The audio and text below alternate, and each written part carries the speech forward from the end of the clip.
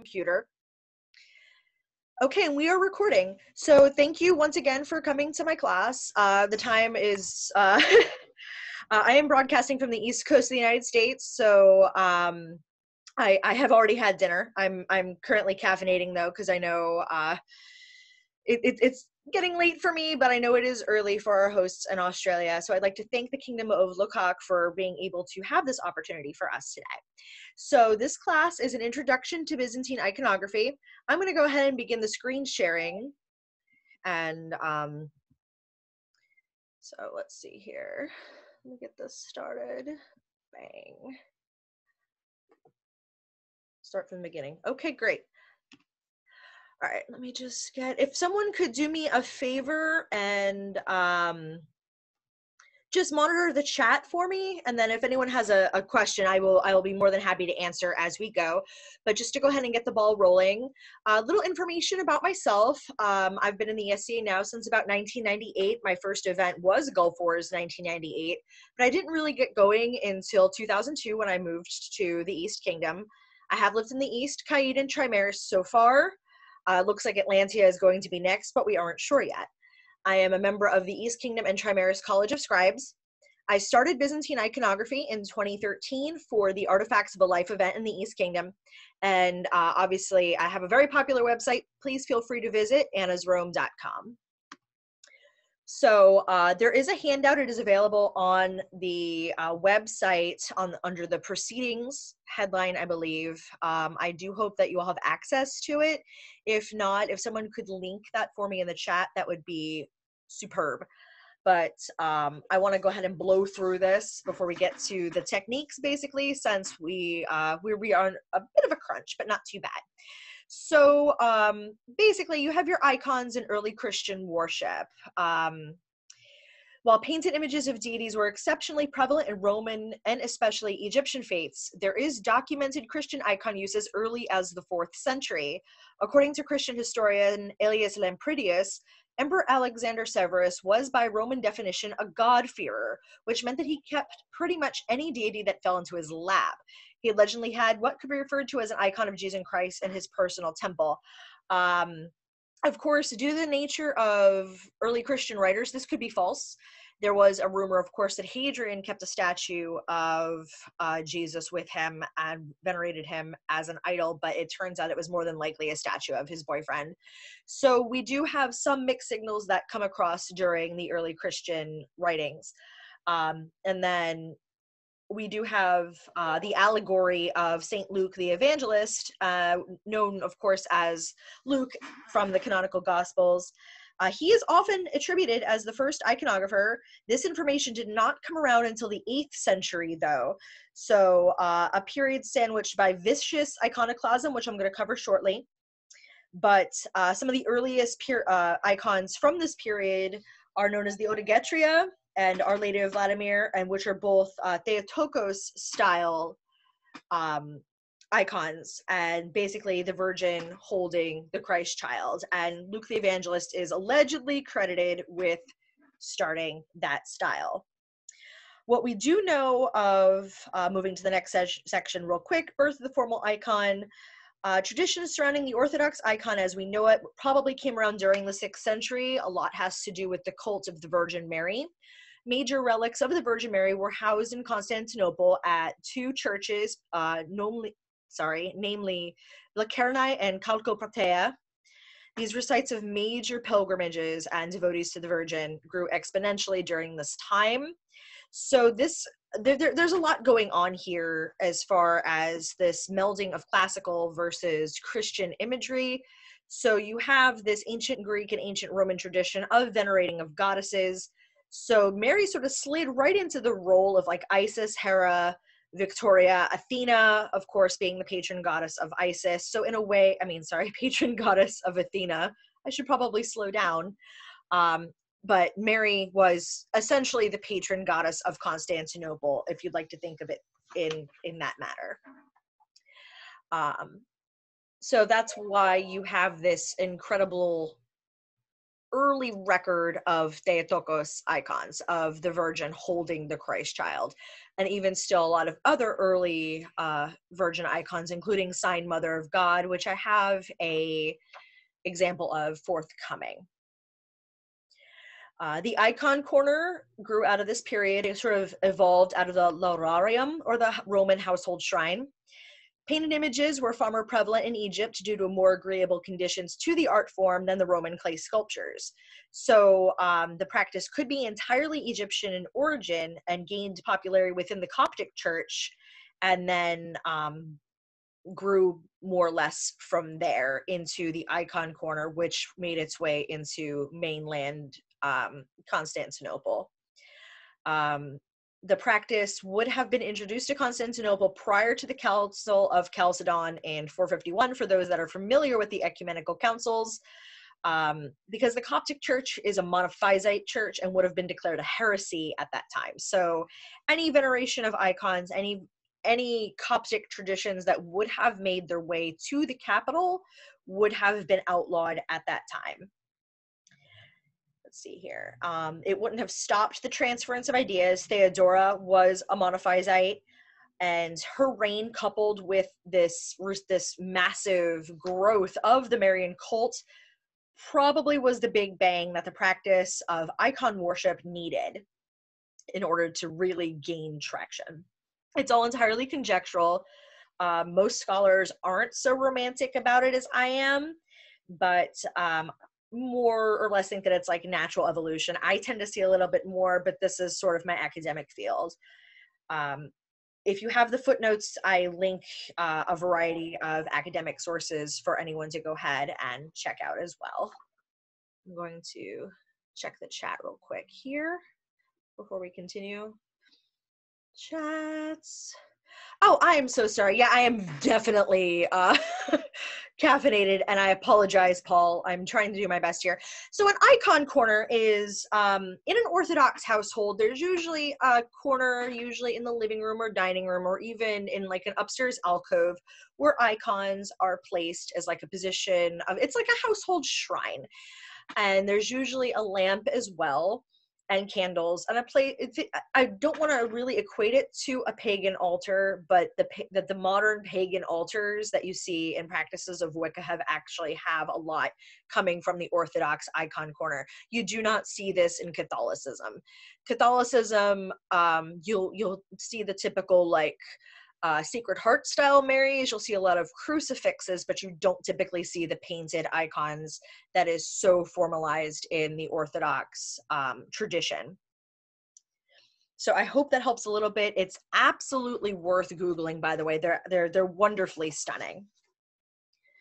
So iconostasis. Yes, well, the iconostasis also is what is at the front of of an Orthodox church as well, that surrounds the holy doors.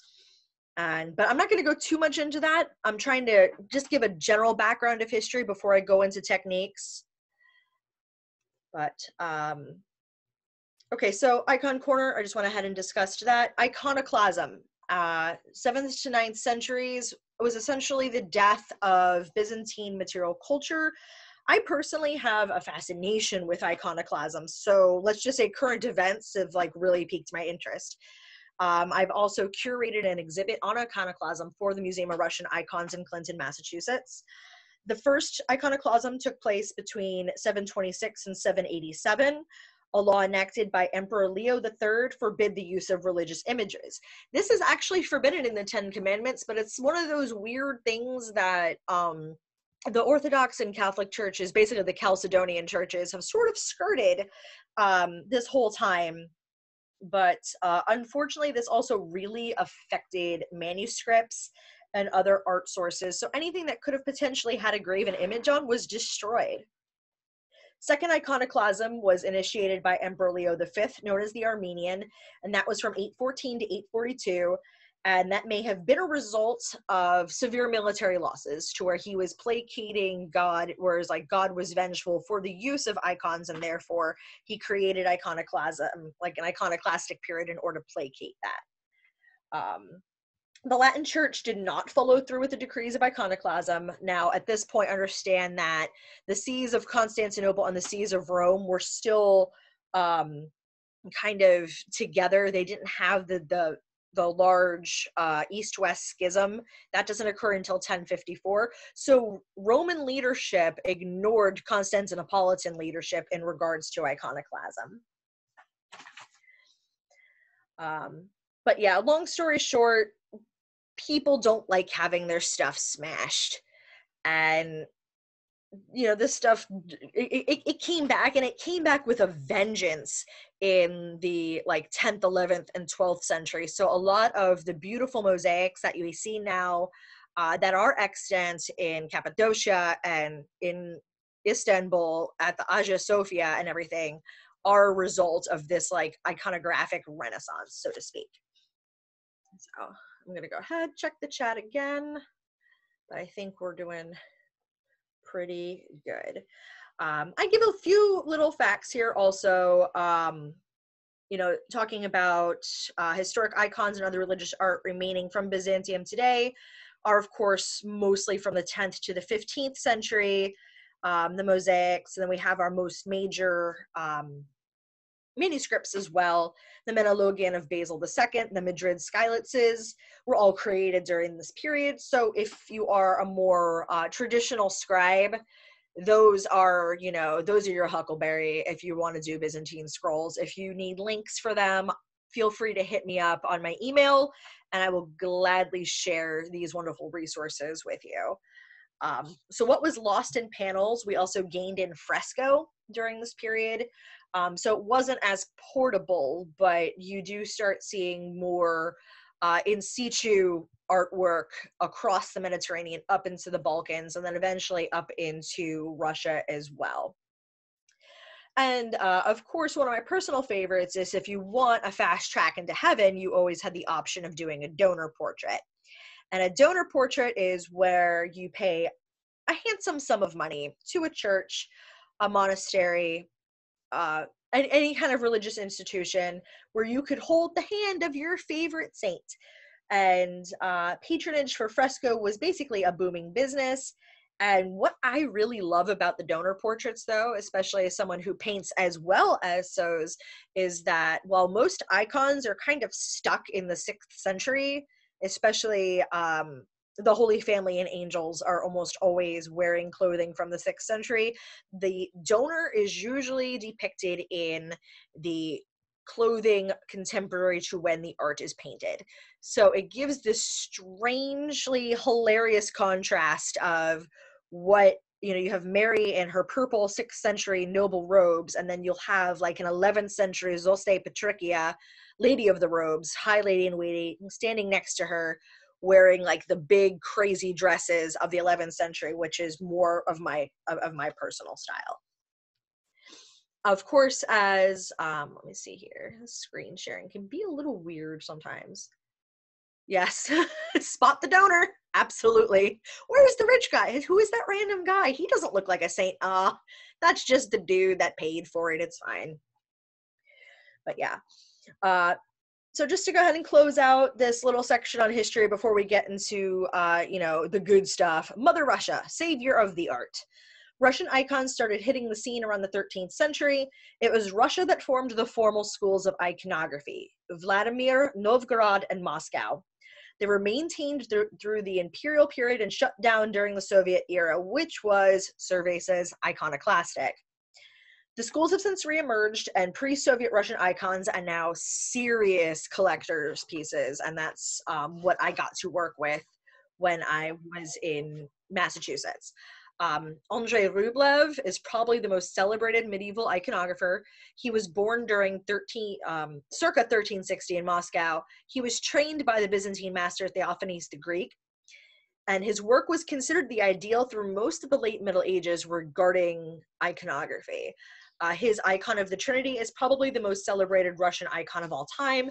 Feel free to Google that if you don't have access to the handout on hand, but I did throw a picture of that in the handout. And then just to go ahead and finally, ultimately, wrap up this little brief section on history, the death of Byzantium. So obviously the Ottoman conquest of Constantinople resulted in catastrophic destruction of religious imagery, as Islam outright forbids graven images. On Sultan Mehmet's orders, most churches were left standing and reconsecrated into mosques, as they were considered hallowed ground.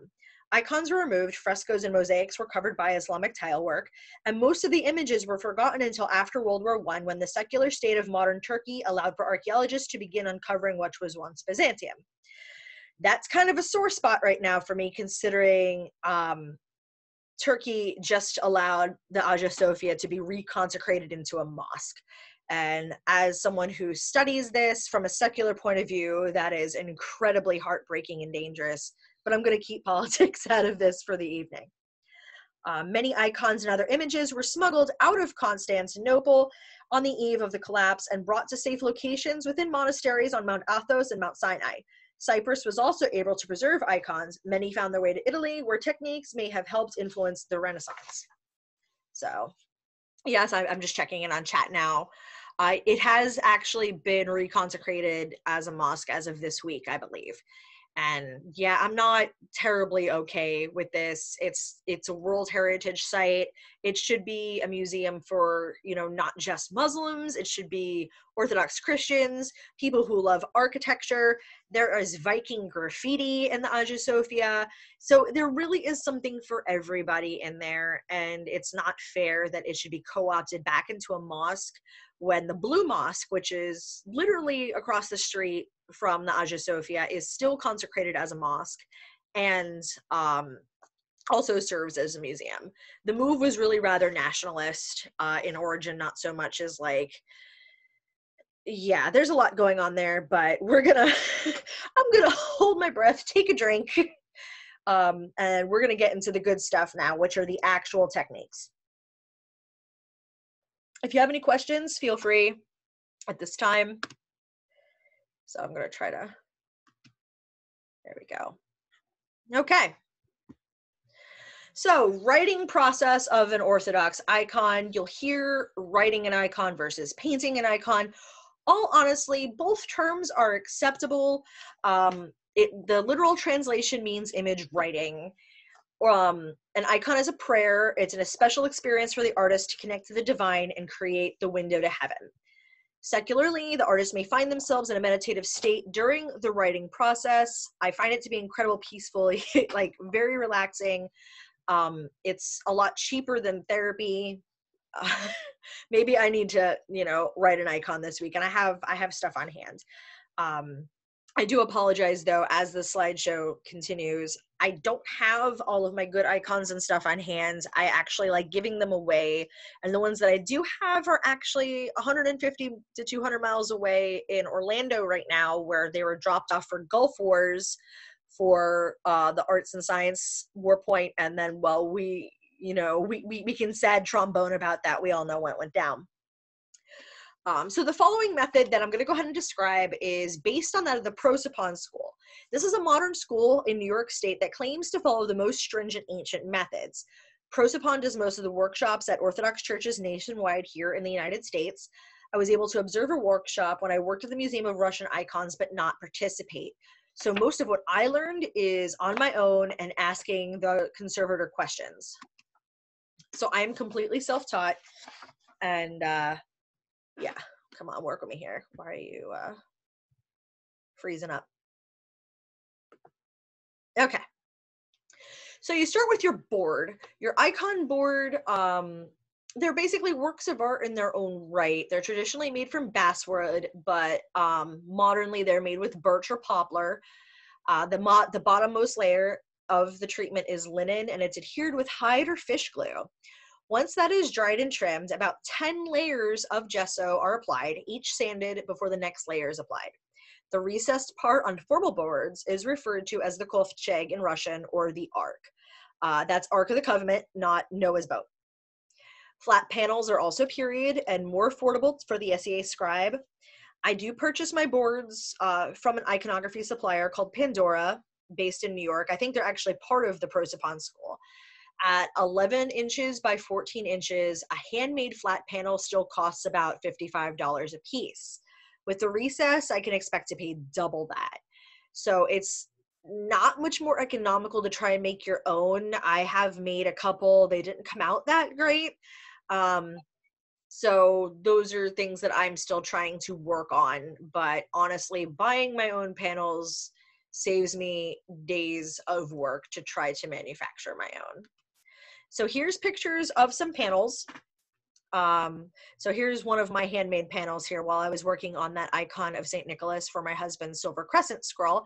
These are the 11 by 14 birch panels right here, and you see they're lovely. This is much smaller. This is like a 9-inch, very thick poplar board with the arc in it, with the kovcheg. This little guy here ran me $90. So I don't know what the conversion is to Australian dollars, but I can assure you that's still, unfortunately, quite a bit of money. So it's not something that I can invest in a lot of. I still have this guy. I think I'm going to do a Carrie Fisher icon on it. So I'm going to have a Space Mom sign, you know, Space Mom. So about 65 cents to $1. Okay.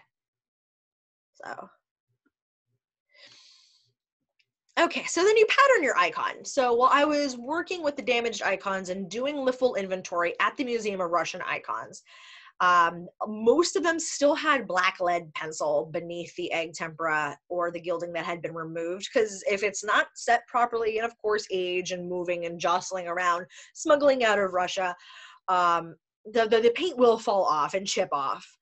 And so it was super neat to see that and get a better sense of, like, you know, as someone who's trying to perform a more period art form, to see what the originals would have used. The earlier pieces, a lot of the Byzantine pieces or the earlier Russian pieces, had scratch marks where a stylus was used to press the image into the gesso. The stylus would have been more beneficial for tracing existing patterns. Today we have the benefit of carbon paper and commercial pattern books to work from. Yes, there are patterns.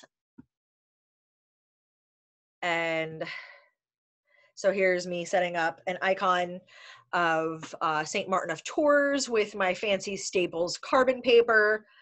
And but here is an example of the Sign Mother of God pattern. This is at the Museum of Russian Icons in Massachusetts. So you have two extremely different looking icons here. I believe this one is 16th, 17th century. So this is very late SCA period. And then you have this one here, which I believe was like 19th century pre-Soviet Russia. But they are the same pattern. This pattern has been used almost nonstop since the 6th century. This is one of those mystical Luke the Evangelist potential patterns. And so it's Mary. She's basically, I horrifically refer to her as Touchdown Mary, and she has the Christ child within her, almost kind of like levitating out of her chest. It's kind of weird, but what I love about this is that you have the same pattern, you have the same image of Mary basically, but each board looks different. This one does not have a recess. This one does. This one has flanking saints and an additional inscription. This one does not. Instead of having her typical inscription, this is the Mary inscription, by the way. She has two seraphims and then one saint and not one here. So I don't know if there was a restoration at one point in time, but either way, it's just super interesting to see what can be done with the same pattern. And then here's me after my initial trace of our Saint Martin. Gilding. Everyone loves gilding. Gilding's fun. We have fun with gilding. So icon gilding is, it has to be water gilding. So everything has to be almost kind of perfect, but you start with, you get to play God at this point, symbolically. So as a mundane person, you're like, okay, yeah, whatever, fine. If you're not religious, you just kind of think, well, I'm going to take my time and, you know, just put a little bit more soul into this. But if you are an actual Orthodox iconographer, this is an important part. You're basically going to start putting down bull, which is a red clay and hide glue mixture, to the sides of the icon board.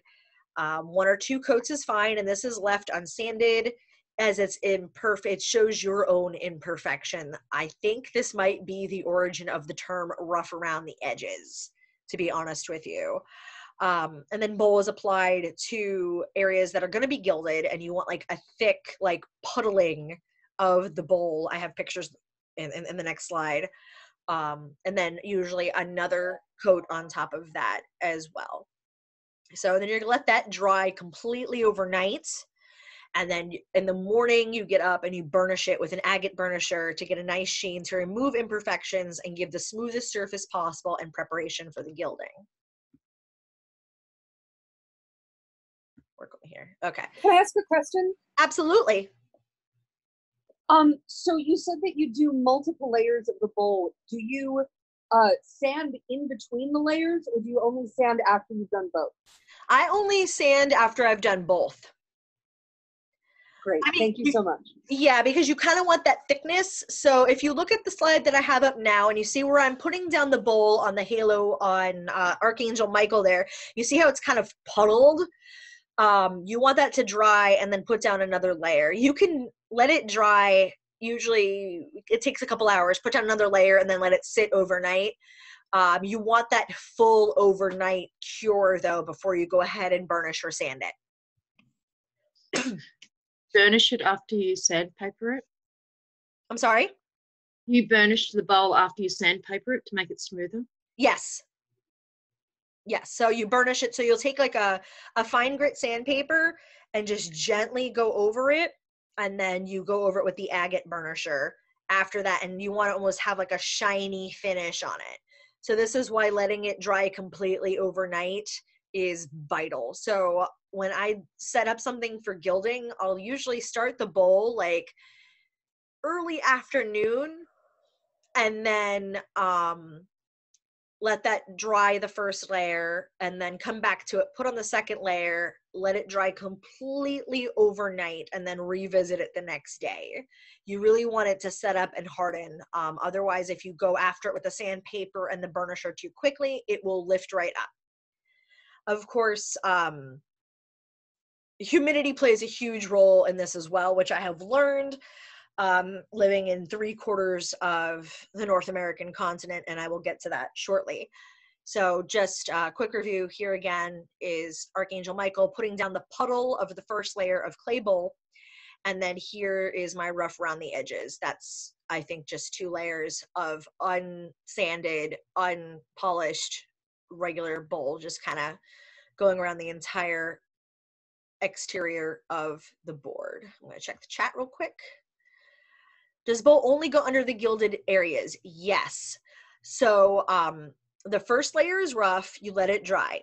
You put down the second layer of bowl, let that dry completely, sand, burnish, because the gold will stick to anything. So you want to have that bowl down first. Once the gold is down, then you begin your painting. So bowl creates more of a raised surface that also allows you to do design work into the gold, which I don't really go into much since this is an introductory class, but there are, you'll probably see a picture later on where you see where I pressed some designs into a halo.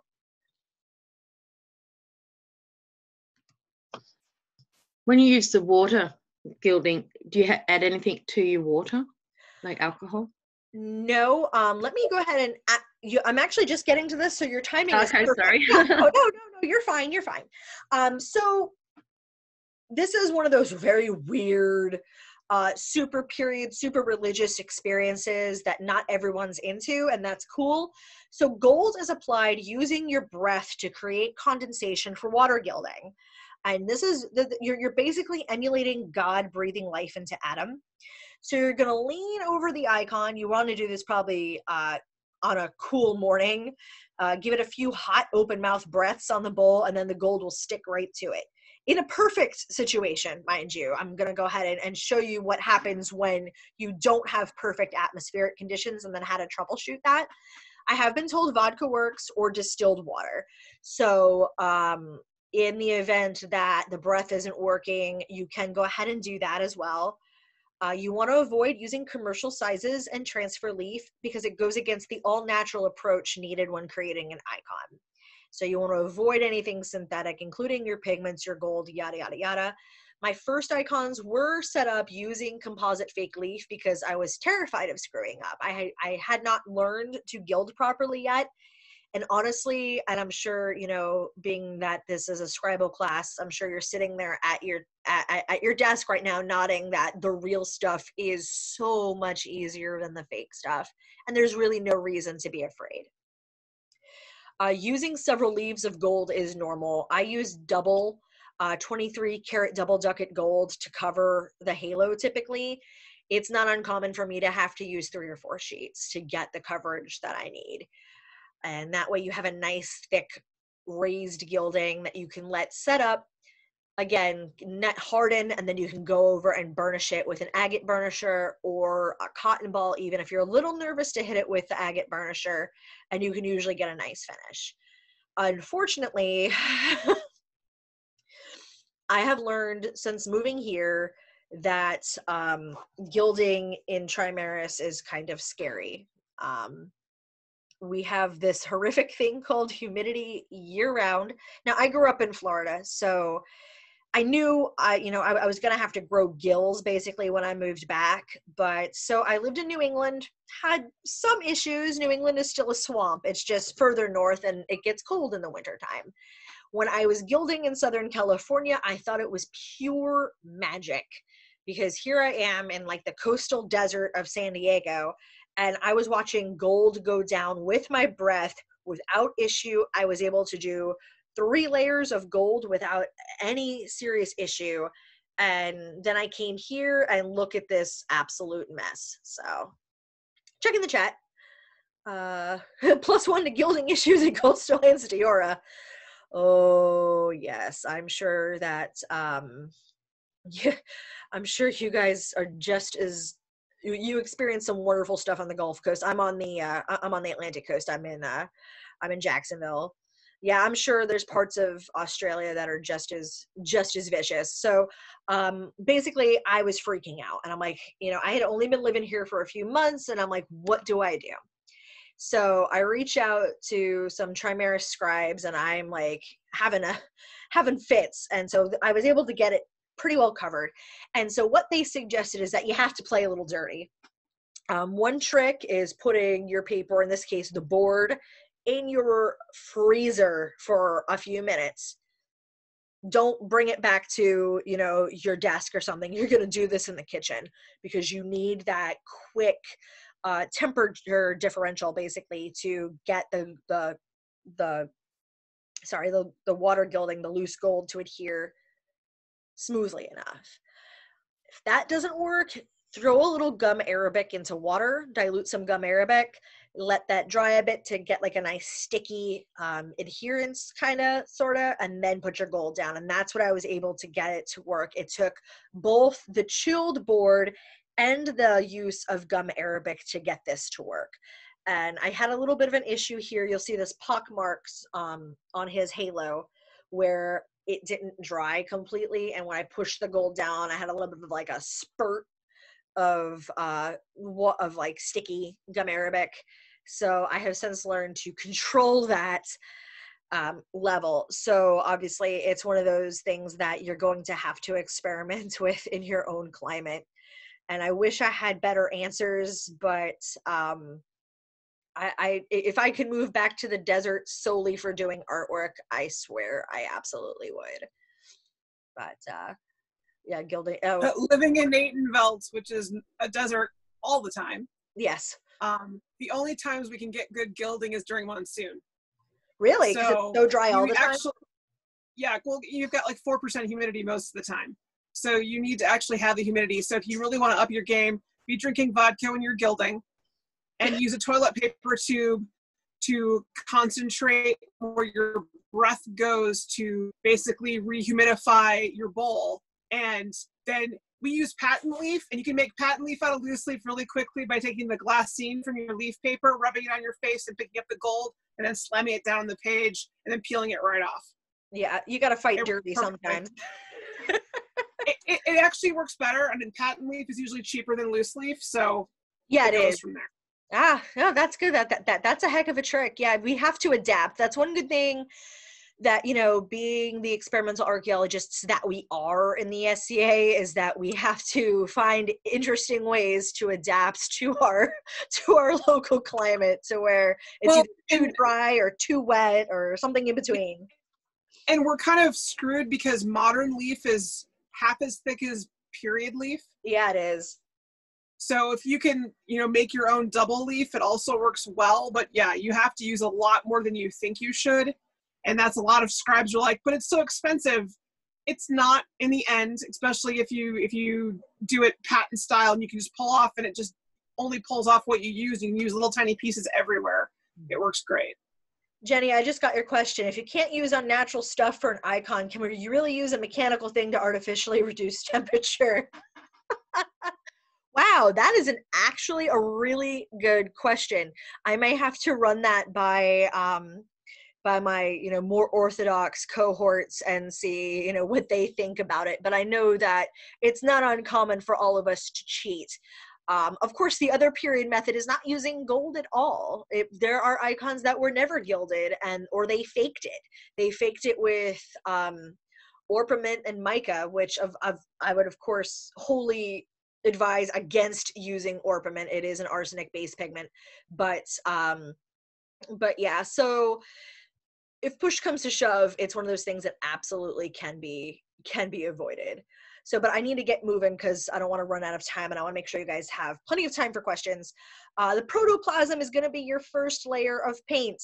Now, for those that are more used to painting with gouache, egg tempera is the polar opposite. It works opposite when it comes to underpainting. Since it's opaque, you work from dark to light versus light to dark. So your first layer of skin and flesh is called the protoplasm, which is protoplasmos in Greek, or sankir in Russian. It's dark brown olive color, symbolic of the primordial chaos from which all things are created. Tempera is applied in small round strokes, not large swaths. So it should still be transparent enough to see the pattern lines beneath it, but you still want it to be pretty dark. Let me show you my example here. Wake up. There we go. So here is my mix. So this is, I use a blend of Roman black and Antica green earth from Rublev pigments, which you can buy from Natural Pigments. And then you see my little setup here, and then my little mix using my little spatula. And here's my little itty bitty strokes on this icon of St. Nicholas. And if you see, I go over pretty much everything but his eyes. And then I catch his hands in there as well. So, and for those that are familiar with St. Nicholas, you know, he kind of looks like a Klingon with gray hair. So you're probably like, oh my God, she still has to put white over this. This is crazy. But yeah, so that's how dark you started as. Of course, Mediterranean individuals such as myself have that darker olive tone to their skin.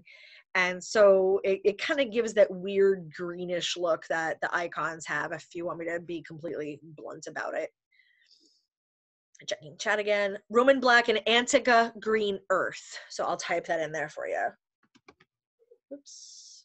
I'm going a little ahead there. Let's go back. So the Roskrish. Yeah, I'm gonna see if I can't. I am having a hard time with my PowerPoint, and I apologize. It keeps freezing up on me for some reason. So I'm going to go ahead and just read my from the handout, and you guys are welcome to just go ahead and look at the pictures. So egg tempera, as I mentioned, works opposite. So the Roskrish is your darkest layer of everything else. So you're working from chaos, more or less. So this is a time-consuming part. You're going to spend about 2 to 4 hours per layer of paint on your icon, starting with the protoplasm and Roskrish as your first day. You need to let each layer of tempera set up and cure overnight. Otherwise, bad things can happen. If you put a fresh layer of paint, it can strip up the layer below that. So that curing time is super important. So basically, you're going to want to plan a full week or two in order to, you know, complete your painting, and expect about 40 hours of work total. So here is my Michael with his Roskrish layer. So you have your Sankir or Protoplasmos, brown for his hair. This is straight vermilion as his wings, and then just some blends that I made with ochre pigments. And then here is St. Martin of Tours again. And you can kind of see, you know, with the comparison shot where I was getting those colors from. And yeah, it is very patchy in the background. This fills in over time. So that's not something to really freak out about.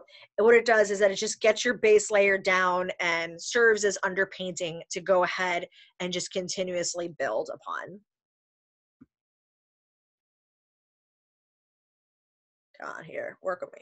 There we go, line work. So line work, you can go back and sort of go in with a very fine line with both white and black and try to just continue your line work as it goes. Give it the time it deserves. Use your tiniest brush. Take lots of deep breaths. Have a nice cup of tea. Get up and walk away when you have to. Highlights fall into this as well. So this is the most time-consuming part, is, you know, those layers and layers of highlights that give the icon its luminous glow. I average about 3 layers of highlights. Master iconographers will double that easily. I have seen icons that have 8 to 10 layers of highlights. So that adds an extra 8 to 10 days worth of work on top of, you know, the Roskrish, which you've already put down. I haven't gotten that good with my transparent work yet, but I'm trying. Highlights represent bringing the light from the darkness and helps instill that glow that icons have. Each layer has specific steps, but for the sake of brevity and not, you know, killing a ton of trees with my hand out, here are the basics. Your first highlight is the light of nature. It has a chalky appearance and can make your icon look really weird. The second layer is the anthropos, the light of human intellect. At this point, the figure appears and clothing starts to have more of a flowing dynamic appearance.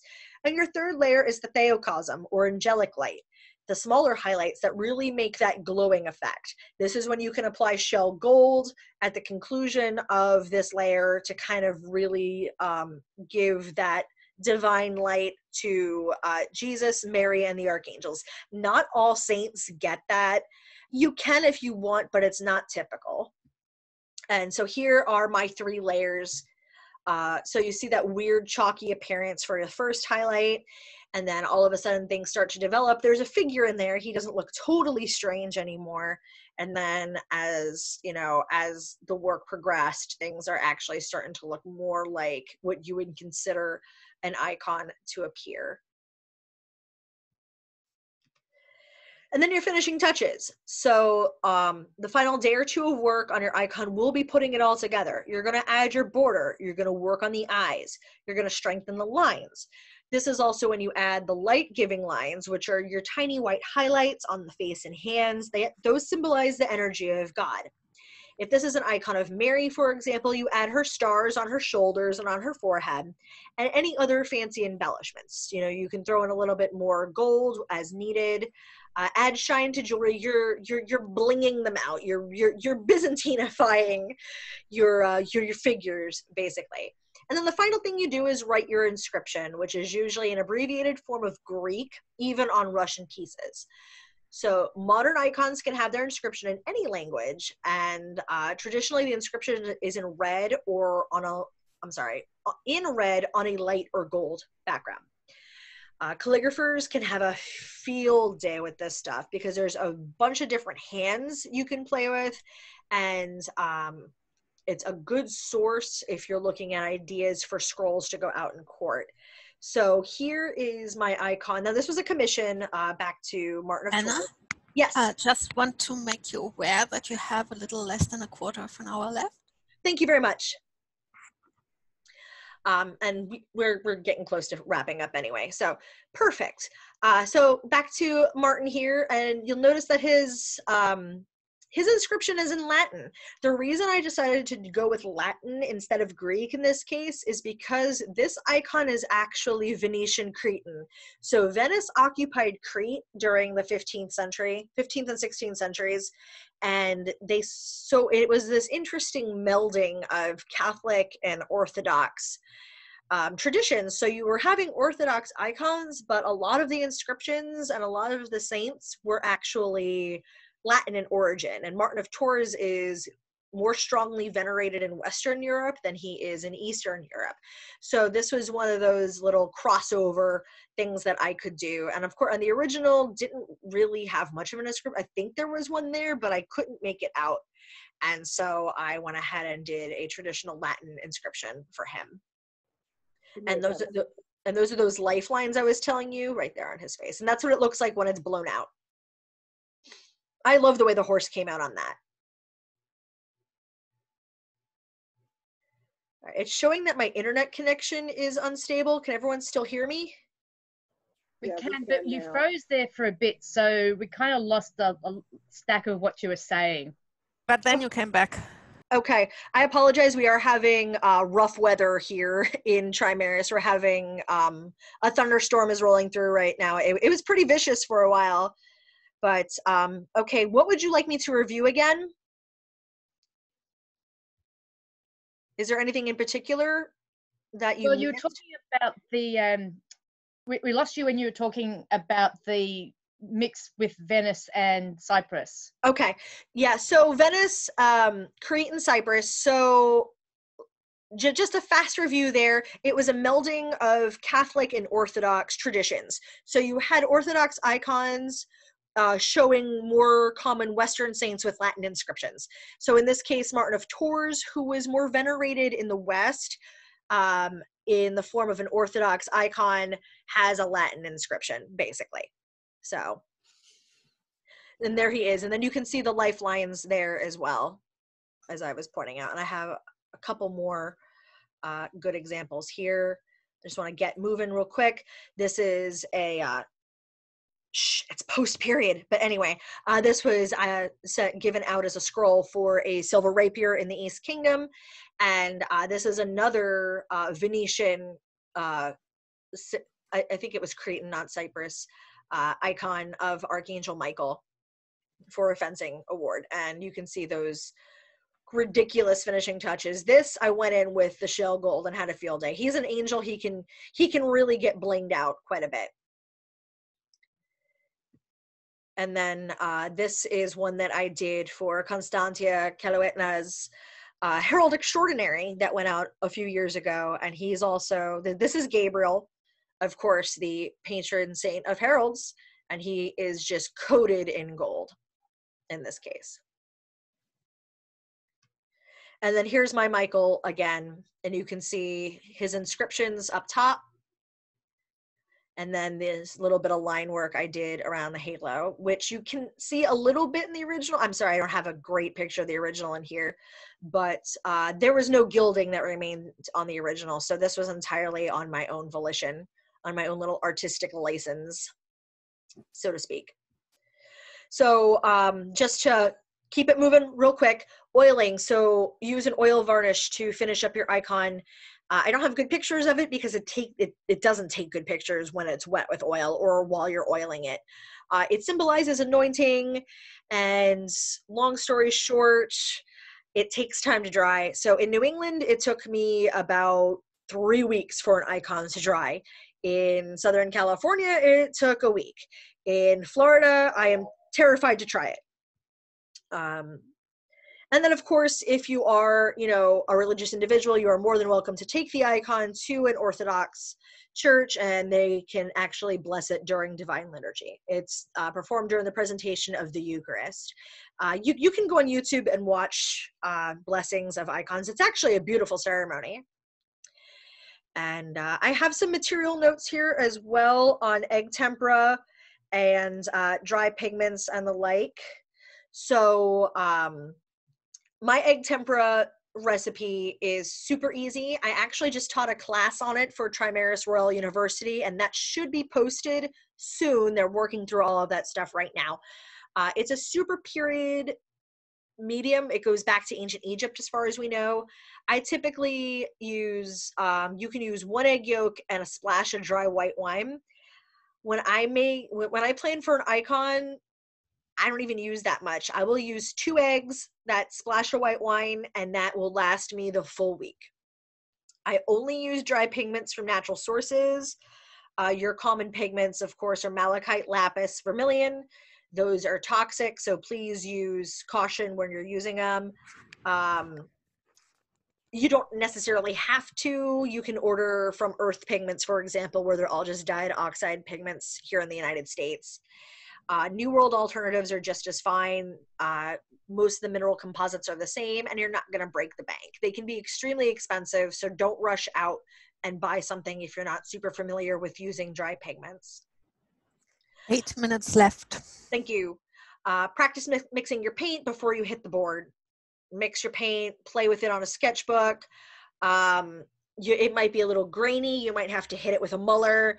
If you're familiar with working dry pigments, give it the time that you need to really work out your recipes. The gesso boards are great starter boards. And then I already mentioned loose gold is what you should use. Transfer patent leaf is designed for outdoor use and needs the commercial sizing or sealant, or you can cheat. Obviously, we have cheats. And then composite is not real. Here in the United States, I order most of my gold leaf from LA Gold Leaf. And I was able to get it pretty quick. When I lived in New Hampshire, I would get it, within a day when I lived in San Diego.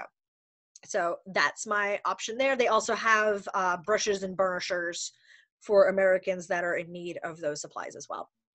So I keep my paintbrushes small. I'm going to show you guys a picture of that in just a second. So here's just, my thumbs up with my Menage a Trois wine. This is the color that I like. This is my little setup that I have going on here. A couple drops of egg in there, mix it up. I segregate my toxic pigments on plastic spoons and keep them in their own little plastic bag so nothing gets contaminated. And I do wear a respirator or an N95 mask when I am dealing with the scary stuff. Those are my brushes. Now these are obviously the two orange ones are synthetic brushes, but the one right there, the blue brush with the natural head, this is like my favorite brush ever. It's a 3-0, and I have painted whole icons with that one brush to give you an idea of how small you want to work, and you can easily go smaller. So I'm going to go ahead and just wrap it up so I can answer questions wicked quick. So as I have previously mentioned, I did recently teach a class at Egg Temper for TRU. The Kingdom of Trimaris YouTube channel should have that up within the next couple weeks. They're still working through a lot of things. I also have a YouTube channel that has my time lapse of my iconography. You can find that link there, or you can just put in my mundane name, Angela Costello, and it'll look like this. I kind of have this weird goth chick face going on. And here's my contact information. So please, take a picture of that. Hit me up as needed. And I think I have like 5 minutes, not even, to answer questions before we wrap this up. So I'll go ahead and open chat up. And anybody is welcome to ask questions as well. You change out the egg yolk overnight? When I've done, I put it in a different glass container. So what I like to do with my egg yolk is, so I have a really large cockle shell, and I will put it in the cockle shell during the day while I'm working, put it back in the jar, and I refrigerate it. If it keeps for about a week in the refrigerator with the wine, because the wine is obviously the preservative in this case.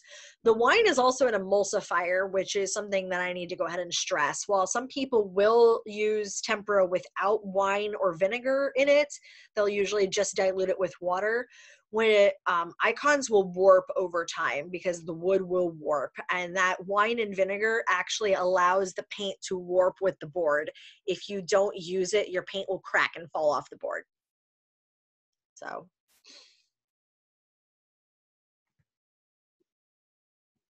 Have you done any with rises? That's the part I do.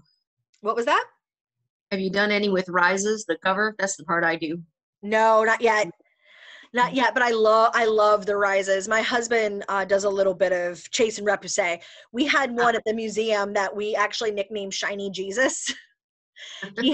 He was massive. When I say that he was like 4 foot by 4 foot, I mean, we're talking like a meter in size. He was a very large icon, and he had this beautiful like pure silver Ryza, and you would go downstairs into that gallery, and the conservator and the collections managers were polishing him every day. And it was like, you walk down there, that was shiny Jesus. And I think I have pictures. And I did notice that someone asked about my PowerPoint. Yes, I will post my PowerPoint on my website, along with the link to this class on PowerPoint. On PowerPoint.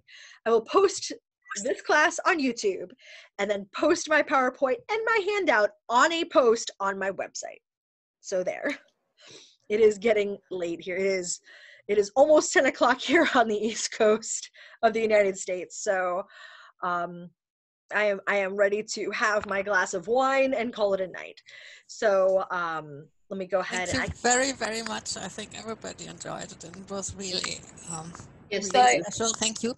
No, Am I thank okay I have. to stop recording now? I will stop recording, yes. And then if Thank anyone you has any very much.